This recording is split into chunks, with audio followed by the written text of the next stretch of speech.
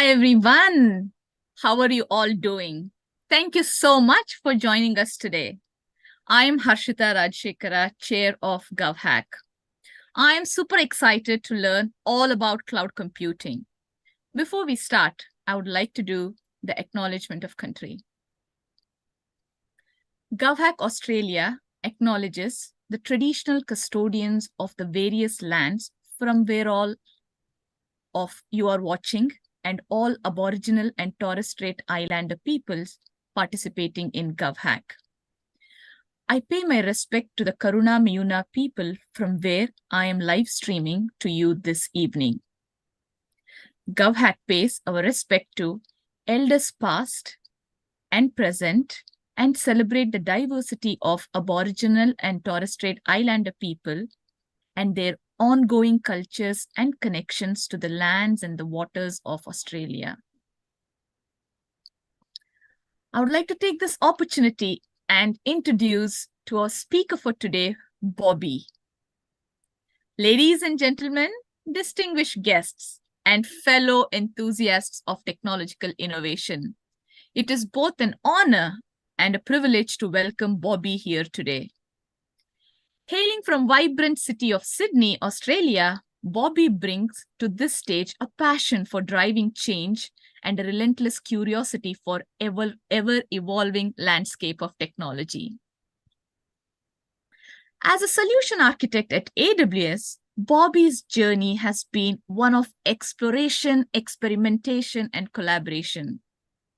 With a specialization in fostering digital innovation within the public sector, Bobby had the incredible opportunity to work alongside visionary organizations addressing intricate challenges that demand the integration of cutting-edge technologies. Bobby's academic foundation in software engineering, carefully cultivated at the esteemed University of Canberra, has provided Bobby with the tools to prototype, engineer, and construct solutions that push the boundaries of what is achievable. From Bobby's early days in the systems and infrastructure administration came his immersion in cloud computing. Bobby's diverse technological background has equipped him with a holistic perspective on crafting resilient and transformative solutions. At the heart of Bobby's journey lies a fascination with emerging technologies like IoT, robotics, and beyond. This fascination has propelled him not only to delve into these uncharted territories, but to thrive within them. From the halls of national and international conferences to sharing insights like NASA JPL, Bobby has embraced opportunities to foster dialogue and drive innovation forward. Last but not the least, yet beyond the buzz of technology lies a fundamental belief that has guided Bobby's endeavors. Bobby is a firm advocate for technology's unparalleled potential to address some of humanity's most pressing challenges. As we stand at the crossroads of unprecedented advancements, Bobby remains steadfast in his conviction that technology, when harnessed with purposefully, can serve as a beacon of hope for a brighter future. In the spirit of collaboration and collective growth, I invite you all to join Bobby in exploring the realms of innovation, disruption, and limitless opportunities with cloud computing. So today, Bobby is going to introduce us a little bit about cloud computing. Please add your questions in the YouTube comment section. Jason, who is our technological brain at the back, will help us to address those questions. Help us to get those questions, especially the GovHack participants. Make sure that you take the advantage of this session. A little bit brief about AWS, this particular session. Adjusting to cloud computing can take a bit of getting used to it, especially if you're using on-prem it might be a little bit challenging to move to the cloud. So today, please let us all welcome Bobby to give an overview of cloud computing. Please welcome Bobby. Thanks so much for that introduction. Good to be with everyone today. Hopefully, by the end of today's session, my hope is that you'll have a firm understanding of how cloud computing may be able to assist you in your GovHack journey, and specifically how you may be able to leverage AWS technologies, if you wish, within the hackathon weekend. What I'll look to do is also provide anyone that's interested some credits so that they can utilize, play around with the platform, see where it may be able to assist you, or even if you just want to explore the platform and see what it has to offer. Feel free to message me on the Slack GovHack workspace. And I'll be able to organize those credits for you and send them over to you after some of these sessions today. So I can get my next slide going. What I'll look to be doing today is to provide you an introduction to cloud computing, just at a high level, and then we'll quickly start to get into some of the foundational aspects of cloud computing and AWS services. What I really want to focus on is providing you a bit of an understanding of capabilities that would probably be most beneficial to you for the GovHack weekend, specifically compute and storage services. So some more of that foundational aspect when it comes to technology. We'll also touch on some areas around being able to quickly spin up databases, for instance. And we'll quickly touch on analytics as well. We'll then move to security on AWS. One thing that I'm quite keen to sort of ingrain in yourselves is that if you do open an AWS account, you're effectively getting keys to consider it infinite amounts of compute and resources. That's quite valuable, certainly in today's age with people looking to mine Bitcoin and things like that. So it's really, really important to ensure that you've got at least the basics of the foundations of security on AWS to ensure that you're keeping those keys that you have secure. And then we'll open up for questions and Q&A. If you do have any questions, as mentioned before, feel free to ask them at any time. So a quick introduction to cloud computing. Effectively, and at a very high level, a fairly basic description or summary is that cloud computing is the on-demand delivery of IT resources over the internet or potentially a private connection if you're a business with pay-as-you-go pricing. Instead of buying, owning, and maintaining physical data centers and servers, you can access technology services such as computing power, storage, and databases on an as-needed basis from a cloud provider. So when I was starting my career about 20 years ago, that was well before, it was before cloud computing, and it was even, I'd say, around the time just before virtualization.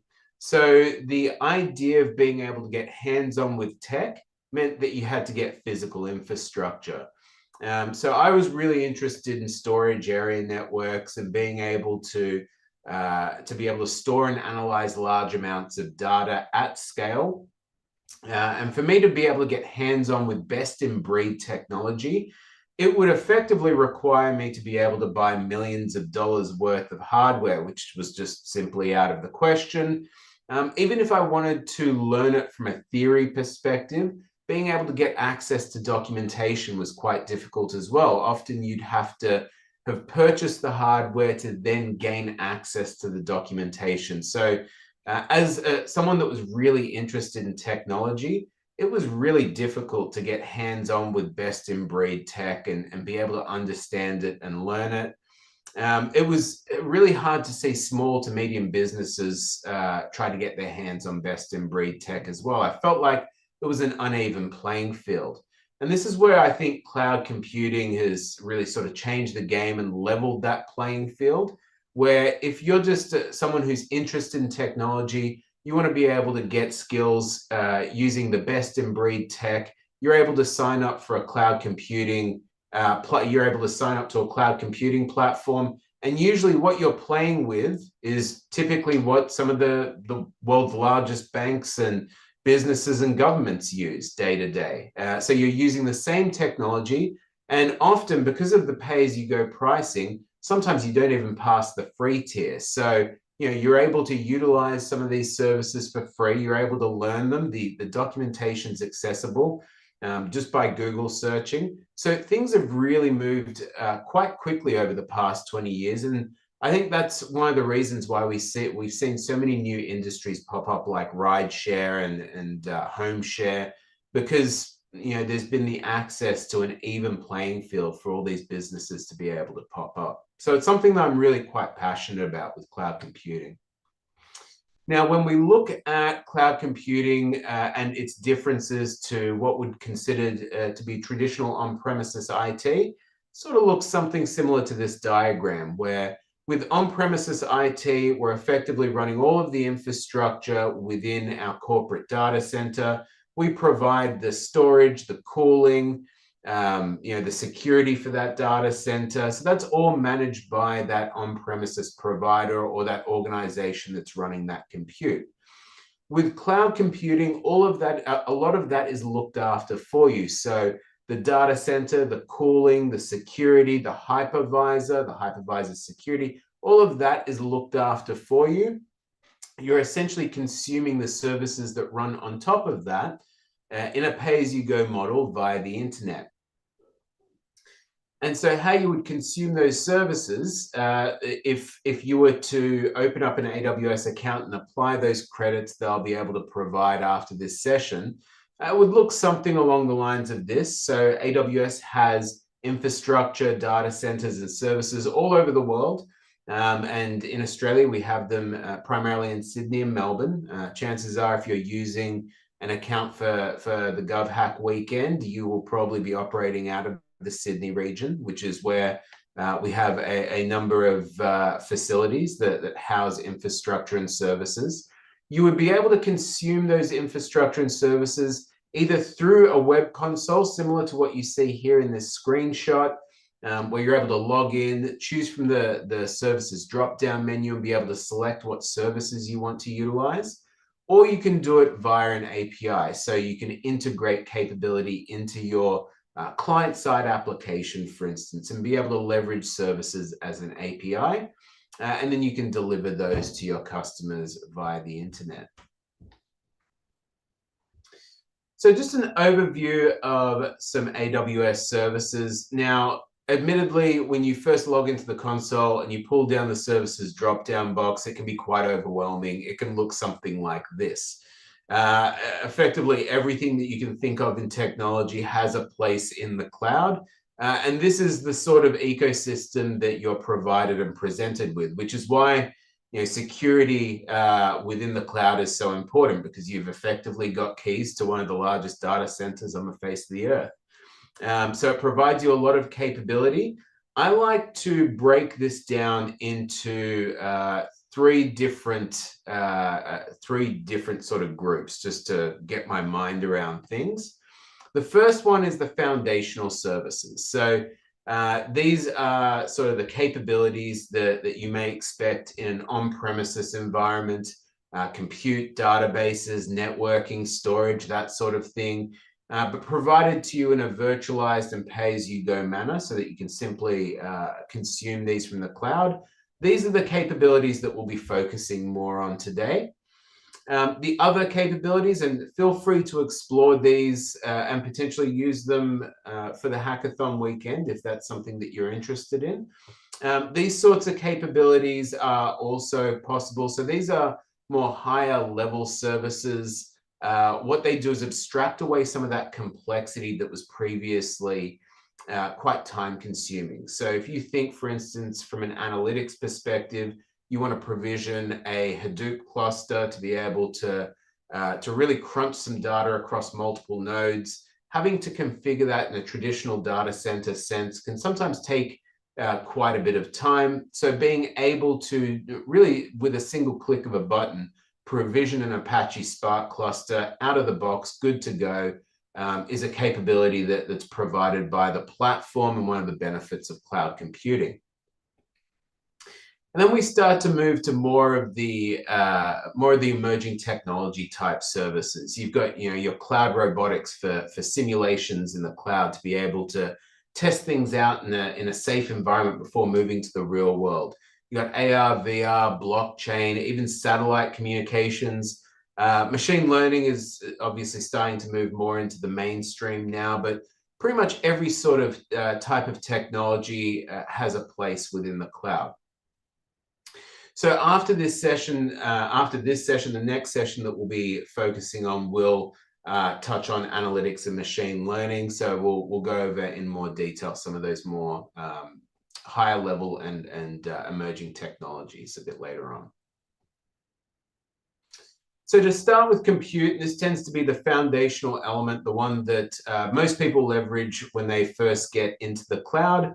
There are a number of different options when we're looking at provisioning compute. Those options tend to revolve around either virtual machines, containers, or serverless. So Amazon EC2, Amazon's ECS, EKS, or Fargate for containerization, and AWS Lambda for serverless. So with Amazon EC2, what you're getting here is effectively a virtual machine that can be configured with pretty much any operating system, whether that's Linux, Windows, or Mac. It can run on ARM or x86 architectures, and you can really configure it to whatever you require, whether you require GPU for machine learning training, whether you require it to have a large amount of memory to be able to host an in-memory database. You can configure the networking, you can configure pretty much anything that you want for it to be optimized specifically for your use case. And what I mean by that, generally, if you do look to provision an EC2 instance, you're going to get a lot of options as to how you want to configure it. This can be kind of overwhelming and confusing as well. So along the top here, you'll see that we have the different types of compute, whether that's general purpose, compute optimized, memory optimized, and so on. And then along the left-hand side going down, we've got the different types or the different architectures of compute, or the different offerings, whether that's Intel or AMD or AWS Graviton, which are our ARM processors. Now, this table sort of gives you an idea of what sort of architecture you might want to consider depending on your use case. In general, for prototyping, there's no sort of heavy workload involved around machine learning, for instance. I usually like to go all the way to the left, the burstable performance, the T-series. It's best bang for buck in terms of the resources that you get versus what you pay per hour or per second, really. So it's worth taking a look at the T-series if you are looking at leveraging EC2 instances for the hackathon. A couple of things to remember if you are looking at provisioning EC2 instances: definitely power them off when you're not using them, delete them if you don't need them anymore. Always keep in mind that you're paying for things when they're being utilized. You're not paying for them when they're not being utilized. So if you shut them down and then terminate them and delete the drives, you're no longer paying for them. And for that reason, you might only be paying for a couple of minutes, which may be 4 cents worth of compute. So it's worth just keeping that in mind as you go along your cloud journey. Some of the naming conventions can sometimes be a bit confusing when it comes to pretty much all forms of compute in AWS. There is a naming convention that you probably need to get used to a bit. So looking at this naming convention, this is the name of an EC2 instance. On the far left-hand side, we have the instance family, whether that's compute optimized or memory optimized or burstable. We have the instance generation next to that. You generally want to get the highest number possible, because that usually means it's the latest generation of that hardware type, which usually gives you more performance for a cheaper price. Sometimes you'll get attributes included with that compute sizing. So maybe there'll be NVMe storage, disk storage for high I/O writes and reads. And then probably one of the more important ones is the last item, which is the instance size. This will dictate things like how much compute you're actually allocating to your instance. So specifically things like memory and CPU. You generally want to keep this as low as possible to effectively be frugal. If you're running, for instance, an Nginx server on Ubuntu and you've only got 2 users accessing the web front end, you definitely don't want to be provisioning 4 CPUs, 16 gig of RAM. Keep in mind always that you're effectively paying for what you consume. So probably you want to provision a single CPU, 2 gig of RAM to really optimize on cost there. A few other things to, I think my PowerPoint just crashed. I shall just reopen that. Apologies. No problem at all, Bobby. All good. This is not the first time that has happened. All good technology. Yeah, good old technology, right? Just about to share my screen again. Okay. Are we good? Yes, we are good now. Okay, good stuff. Apologies for that. If you are looking at provisioning an EC2 instance, you will need to dictate what operating system and configuration is being provisioned on it. So do you want Ubuntu? Do you want Windows? Do you want CentOS? Do you want Nginx installed on it? How about IIS configured? So what you can do is choose what's called an Amazon Machine Image, which is effectively the operating system and a configuration applied to that operating system, whether that's pre-installed applications baked onto that image, deployed down to your EC2 instance. This is a good way of shortcutting some of the process of installing and configuring things on servers. You can simply deploy an Amazon Machine Image when you're deploying your EC2 instance, and it will be configured out of the box and ready to go.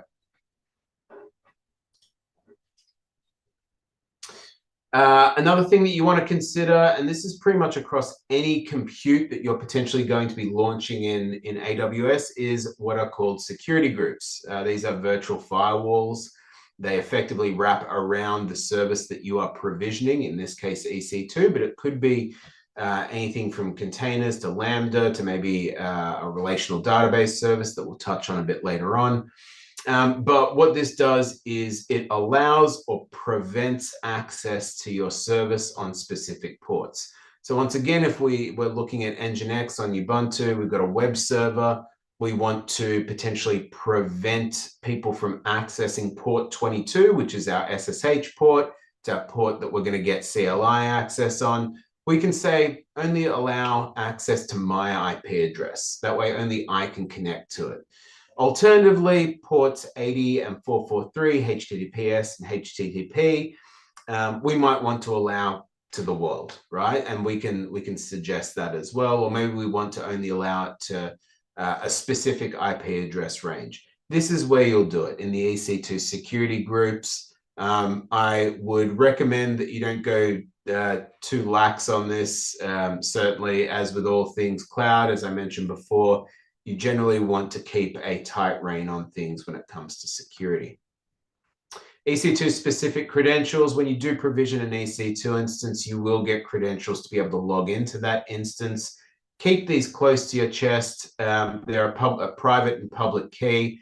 You will get the private key. You will use that to log into your instances.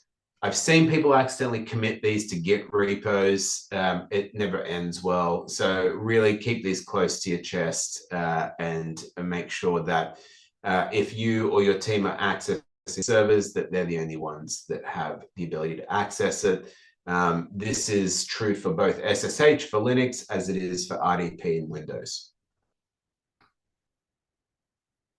Moving to container services. If you're a dev who likes to build in containers and push containers, you can do that on AWS. So you can build a container image on your local desktop with your code in there. Great way to separate out dependencies. Push that to what we call Amazon's Elastic Container Registry. Very similar to Docker Hub. It's a place for containers to reside.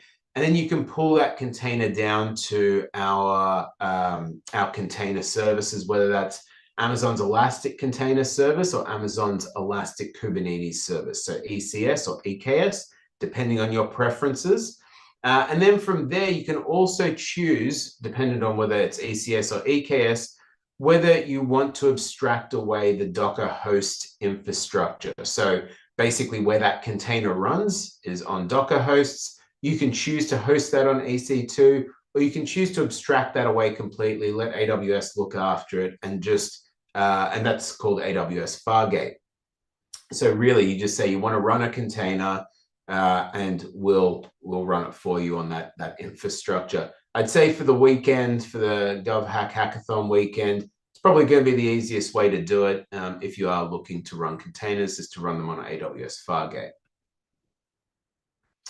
This is probably one of my more, this is definitely one of my favorite services, AWS Lambda.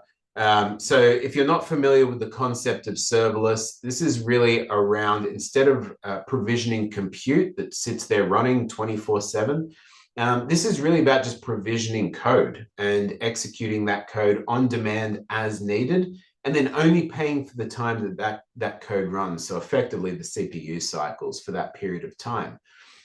So in this case, a time where this may be quite useful to you is if you're looking to pull data from an external data source. Maybe you're looking to ping an API to grab data every 10 minutes and dump it into a database. This is a good way to do it. So you could write your code in Python or any other language that you prefer. You could fire that code every 10 minutes. It'll reach out to that API. It will poll it. It will query it as it's needed, pull the data in and push it into a different service, whether that's a database or Amazon S3 or whatnot. Speaking of Amazon S3 and our storage services, we'll quickly go over these. So there are a number of different options for storage. When you do provision an EC2 instance, you will be looking at provisioning block storage, which is what you usually get with compute. The main one that you want to be looking at is Amazon EBS, Amazon's Elastic Block Storage. There are a few other options here, but generally you'll be looking at Amazon's Elastic Block Storage. There are a number of different options around, and as I mentioned before, everything's very configurable in the cloud, depending on price versus performance. For what you'll be looking to do over the hackathon weekend, you'll generally be looking at GP3 general purpose SSD, which provides you pretty good performance for what you probably need. If you need a really good performance, like guaranteed IOPS at a specific level, you can look at IO1, IO2, which is provisioned IOPS. Generally, the throughput optima ST1, SC1, not necessarily what you'd probably be looking at for the weekend's purpose. Amazon S3, and we're going to touch on this a bit more as we look at the analytics piece in the next session. But effectively, Amazon S3 is an object storage platform where you can essentially dump files, and those files can be accessible through either an API or HTTPS. It's effectively limitless in scale.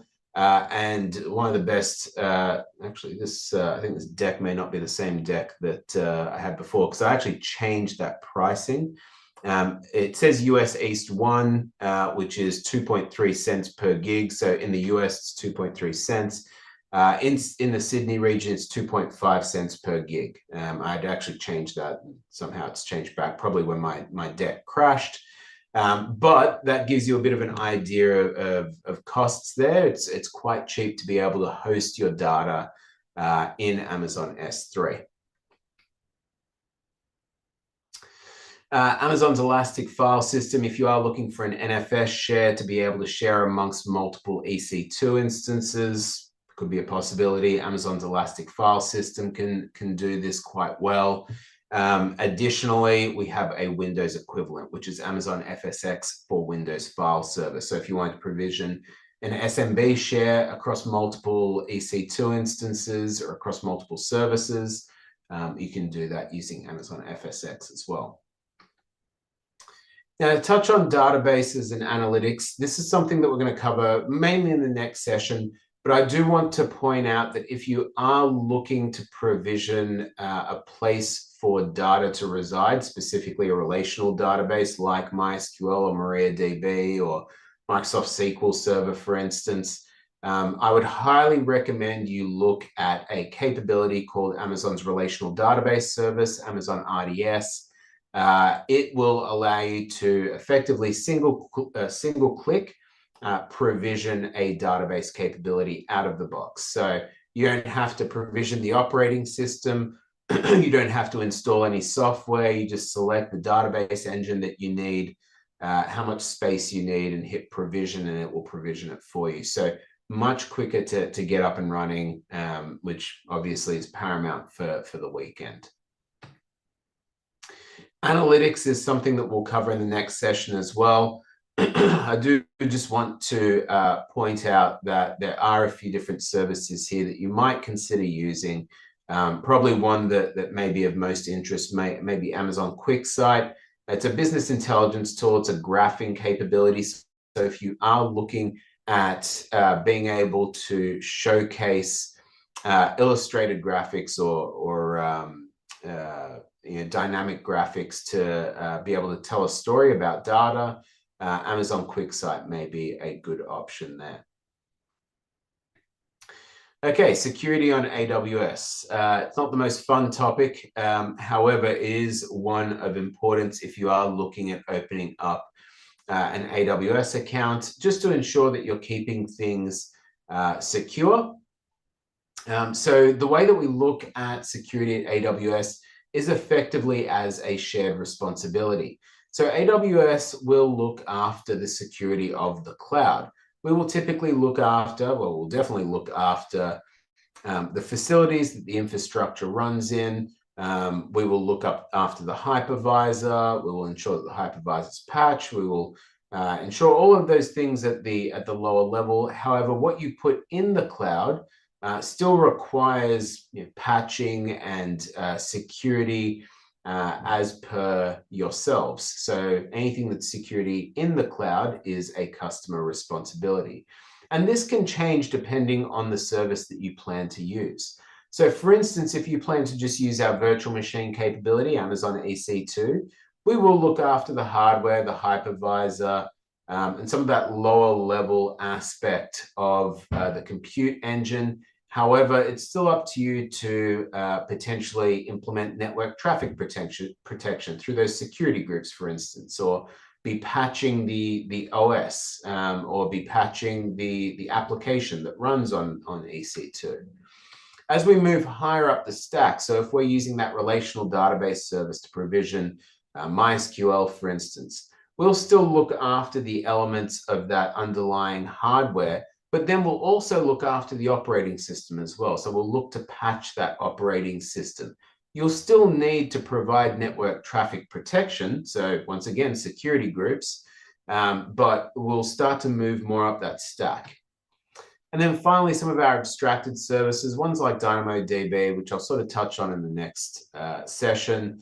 We're moving even further up the stack there, where we're implementing that network traffic protection. We're protecting against things like DDoS and such. But then customer data, for instance, is still something that you'll be putting in the cloud, still something that you are required to look after from a security perspective. Now, and so to give you a bit of an idea, generally we like to think about it as if it's more customizable, there's more customer responsibility around security. If it's less customizable, there's less customer responsibility around security, and there's more best practices built in. So if we look at if we sort of pull back and look at some of the basics around security in AWS, we like to think of it as the AAA. So authenticate, authorize, and audit. What I mean by that, we're initially looking at creating identities for anyone that wants to use the AWS console. If you sign up for an AWS account, you'll get root access, which is effectively God level access. You'll then be able to provision accounts for others, maybe in your team who want to use your AWS account.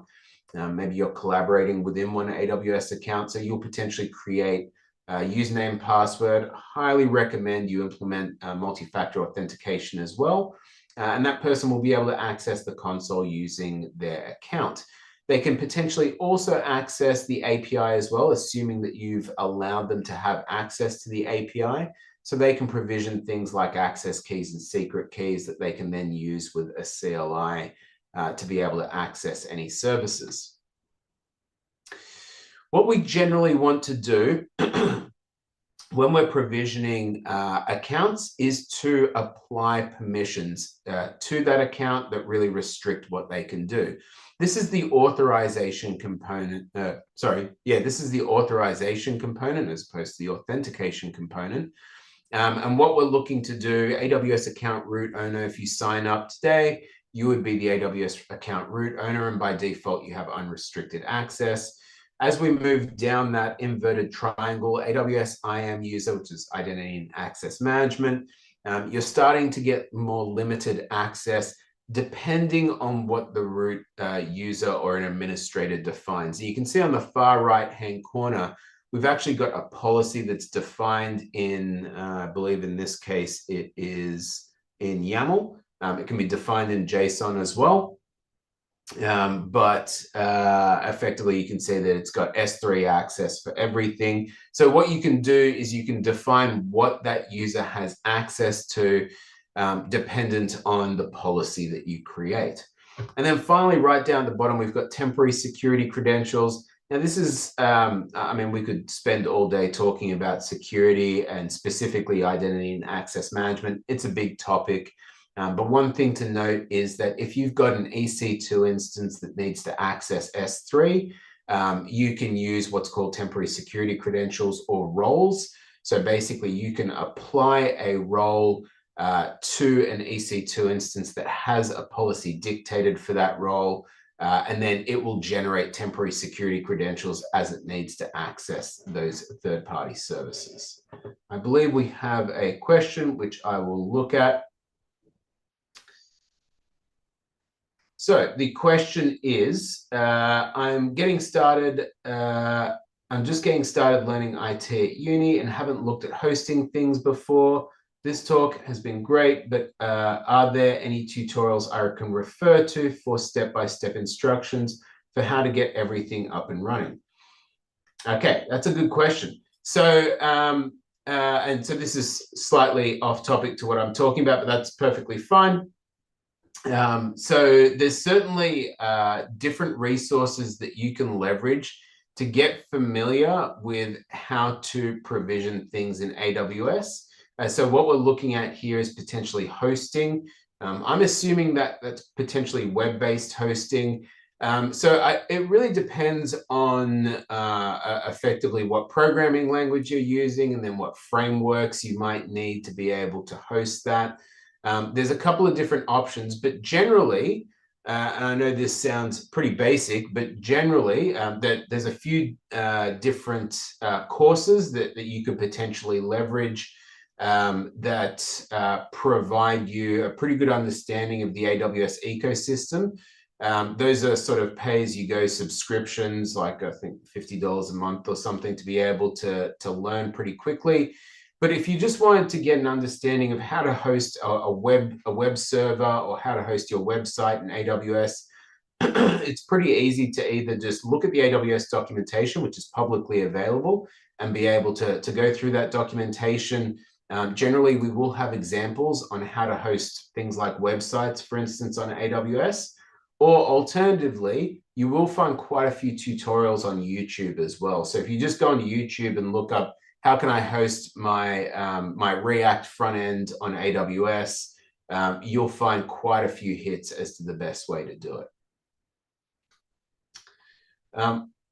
We do have another question, but what I might quickly do is finish the content, and then I'll come back to that question afterwards. So, because we're almost at the end anyway. AWS CloudTrail, this is the audit aspect when it comes to security. What we're looking at doing here is effectively understanding who accessed what when. So we're looking to track the APIs that are invoked in our AWS account. This is great to find out, if someone accidentally deleted your EC2 instance, you're going to be able to quickly find out who did it based on the logs that CloudTrail provides. This is also really good to determine if there has been some suspicious activity in your account. So for instance, if an IP address originating from Russia accesses your account, starts spinning up EC2 instances, maybe that is of a concern to you. You can automatically inspect these logs using a service called AWS Guard Duty. It basically tracks the activity in your account. Part of that is by looking at these AWS CloudTrail logs to determine if there's anything suspicious and alerting you straight away. AWS Cost Explorer, and this is my last slide. Feel free to ask questions as I finish this up. I'm happy to answer them. AWS Cost Explorer, I actually do think this is an important part of security because it actually is a good way, or it's at least a tip-off to determine that something may be anomalous in your account. So if you suddenly see a cost for EC2 in the US region, and you didn't provision anything in the US region, that probably means that someone has access to your account that shouldn't have access, and you probably need to action that pretty quickly. The bill is a good way to do that, or Cost Explorer is a good way to determine, if you have runaway costs, maybe you've got a service that is, stuck on 100% CPU and it's consuming a lot of CPU cycles. There's a number of different ways that you can check for things, but generally you want to keep tabs on your costs to ensure that they don't spiral out of control because you accidentally left something on. I've seen people accidentally leave on servers with GPUs attached to them after machine learning training, and they didn't realize till the end of the month when they got their bill. So generally you want to keep an eye on costs. And so that brings us to Q&A. Just looking at the time, I actually don't have that much longer left, but we do have a final question here. If I have a project running on an EC2 instance and something goes wrong, like a bad update or space fills due to runaway logs, are there automatic snapshots I can roll back to, or do I need to manage the snapshots myself? You will need to manage the snapshots yourself. It is quite easy to do. This is specifically for EC2 anyway. If it's RDS, there are things you can do around rolling back logs and stuff like that. But for EC2, if you do need to undo a mistake, you generally want to be snapshotting as needed. So there are backup utilities that make it quite easy to take snapshots of your instance as needed. So definitely look to snapshot your EC2 instances on a frequent basis. The other services like S3, for instance, they have version control that you can enable. So every change you make to a file is version controlled and stored. There are different ways to ensure that you don't lose data accidentally.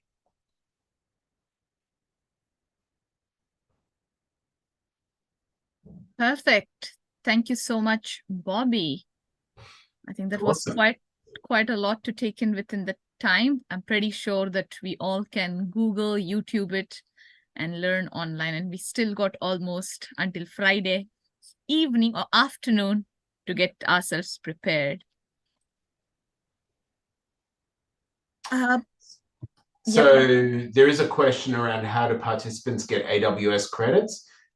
If you are on the GovHack Slack workspace, message me on there. You'll see Bobby Kubor. It might be worth putting my name somewhere.